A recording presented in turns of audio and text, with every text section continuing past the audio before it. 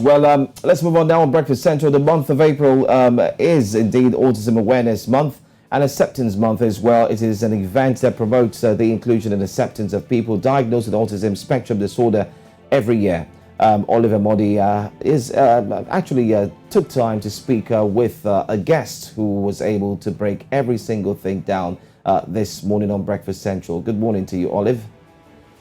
Thank you very much, Joe. Indeed, like you said, it is Autism Awareness Month, and it's important that we have conversations surrounding autism awareness and how we can educate more people and empower people who have to live with this. Now, joining us to further expatiate on this conversation is the founder, CEO, Cradle Lounge, Sholakpe Azazi, who is also an autism advocate. Thank you so much for joining us. Thank you, Oli. So, first of all, I'd like to ask, why is it important that we have conversations about autism awareness? I know that we had the celebration of the day on the 2nd of April, but for the month of April, all through the month is a conversation that we'll be having. Why is it important that we're having this conversation? Because we actually need to demystify the story behind autism. In time past, we've realized that there's a lot of stigma associated with autism, and a lot of people, because of the mystery, they do not understand the cause. A lot of people would say different things, especially in Africa. We have people have attributed it to witchcraft, to several things, but it's important to make people understand that because I'm autistic or because I have autism does not mean I'm different or less. It just means I'm differently wired. It doesn't mean I can't do something. It doesn't mean I can amount to good.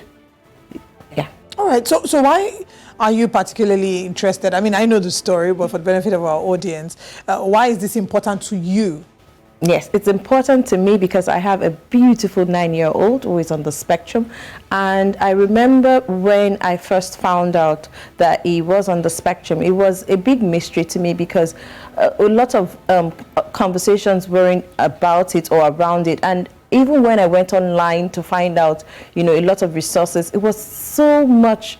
It was very overwhelming, and I remember that I struggled with a lot of support. It felt like a lonely road for me, and so I took up this advocacy role to talk more about it, to shine more light about what autism is and isn't, and to create awareness and acceptance of autism in our community. So if you look back at the time when you found out that your son was on the spectrum 9 years ago,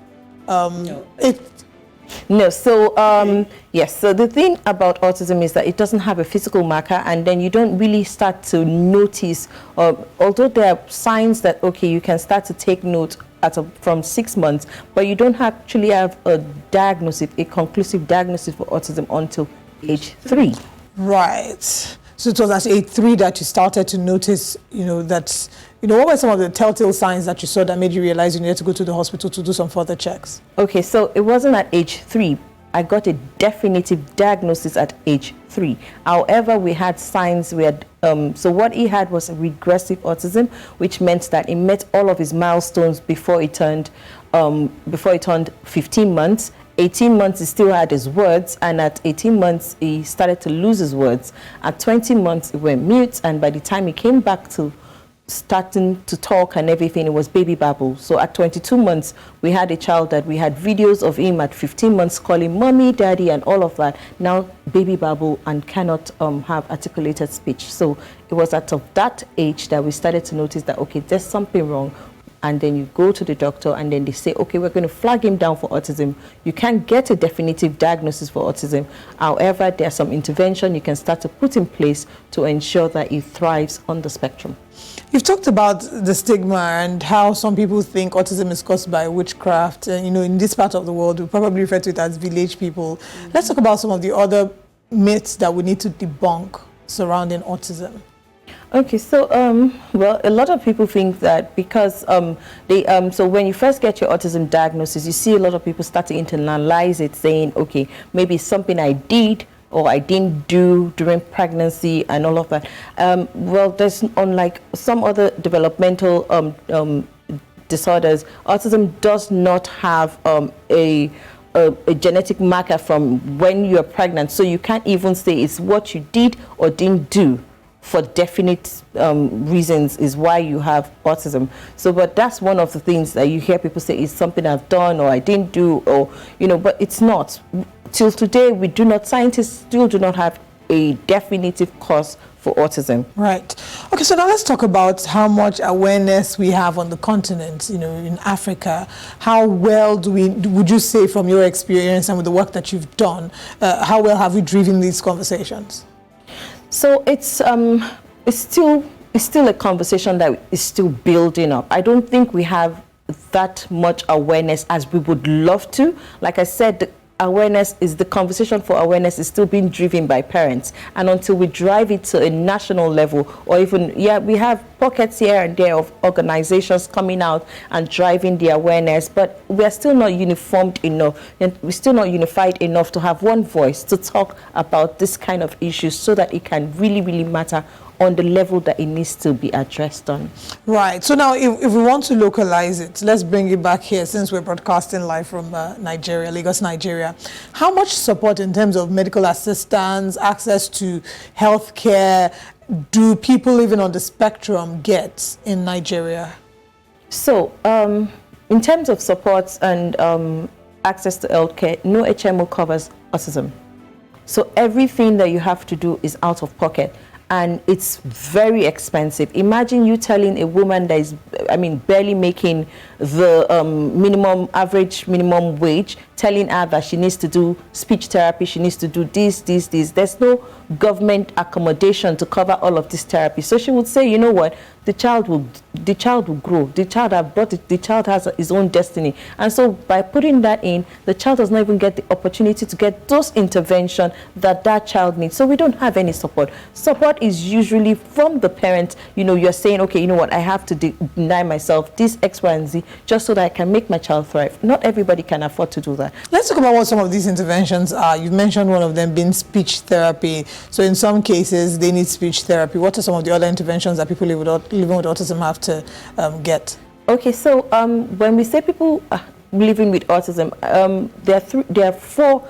There used to be three, and now there are now four major characteristics that would distinguish a person with autism. We have social interaction, we have social communication, we have repetitive or restrictive behavior, and then we now have sensory integration. Okay, so a child that has social communication would need intervention in areas of communication. It doesn't really have to be, communication can be anything. It could be picture exchange, it could be, verbal utterance of the words. So intervention in that area will be very beneficial for that child. So we have social interaction. We have children struggling to form relationship or make relationship. For such a child, maybe a social group where the child can, practice social skills and interaction that's a very good intervention that the child would benefit from to be able to thrive in a community space. Talk to us about how people can support their friends. And this is all talking in the, when we're talking about children, we're not talking about autism in adults as well. But I want to believe that by the time they get into the adult stage, you should have learned how to manage it over the years. Autism is a lifelong spectrum disorder, meaning that because you have autism, it's lifelong. With proper intervention, it would show differently. But if you do not get the intervention that you require, then the opportunity for you to thrive is very low. So yes, and then we also have to remember that children become adults. So a child that hasn't gotten the intervention as a child will continue to grow up without the intervention, and then will grow up to become an adult with all of the challenges in life without those interventions to thrive. So our focus is trying to ensure that they adjust to life as children and develop the necessary coping skills to be able to allow them integrate properly into the society and not struggle as much. So let's talk about how people can support individuals, can support parents who have children on the, on the spectrum, and also the government. What can we do better? Okay, so I'll take it one at a time. So as an individual, you see your friend. It's not, first, autism is not communicable. So it's not a disease that you think that by having your own children mixed with my own children, then they will catch. It's not catchable. It's not anything like that. And so if you have a party, or even you can invite my child for a play date, that will give me that respite that I need to just sleep. Take my child, you see a child having a sensory overload in the park or in the public, you don't have to start to point hands, or the parent is already going through so much. So if you do not have a kind word to say at that point, just take a break and step away if you don't know how to, because sometimes the person is already thinking, oh, they're staring at me, they're looking at me, trying to, and then you then come, oh, keep quiet, keep your child quiet, or can't you maintain? That is like you adding the extra stress. So if you don't have, or you don't know about the situation, just ask, how can I help? Right. So this year we're focusing more on acceptance.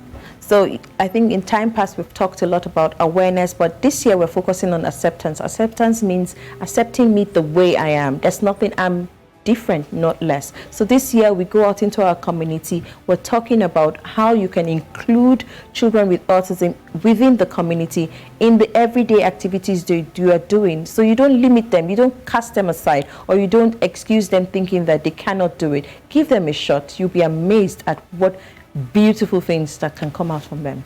Sholakpe Azazi, thank you so much for your time with us, and thank you for the amazing work that you're doing as regards creating awareness for autism. And we do hope that by this time next year, when we're celebrating Autism Awareness Month, we would have seen a massive improvement in how much awareness and acceptance people living with autism have. Thank you so much for your time. Thank you for having me.